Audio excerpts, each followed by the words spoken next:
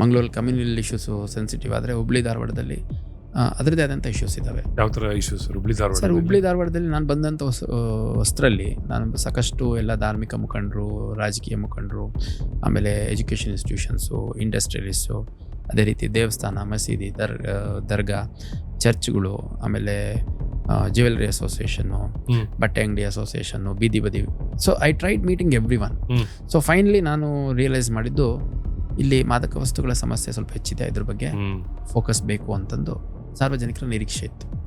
ಎರಡನೇದು ಈ ಮೀಟರ್ ಬಡ್ಡಿ ರಿಲೇಟೆಡ್ ಸ್ವಲ್ಪ ಸಮಸ್ಯೆಗಳಿದೆ ಅನ್ನುವಂಥದ್ದು. ಮೈಕ್ರೋ ಫೈನಾನ್ಸ್ ಇರ್ಬೋದು, ಅಥವಾ ಇಂಡಿವಿಜುವಲ್ ರಿಜಿಸ್ಟರ್ಡ್, ಅನ್ರಿಜಿಸ್ಟರ್ಡ್, ಲೈಸೆನ್ಸ್ಡ್, ಅನ್ಲೈಸೆನ್ಸ್ಡ್ ಮನಿ ಲೆಂಡರ್ಸ್ ಏನಿದ್ದಾರೆ ಅವ್ರುಗಳಿಂದ ಈ ಚಾಕು ಚೂರಿಗಳು ಇಟ್ಕೊಂಡು ಓಡಾಡೋವಂಥವ್ರು, ಸಡನ್ನಾಗಿ ಸ್ಟ್ಯಾಬಿಂಗ್ ಮಾಡಿಬಿಡುವಂಥದ್ದು, ರೌಡಿಸಮ್ ಅಂತ ಕರೆಸ್ಕೊಂಡ್ಲಿಕ್ಕೆ ಹತ್ರ ಹಿಂದೆ ಮುಂದೆ ಇರುವಂಥ ಕೆಲವು ಘಟನೆಗಳು.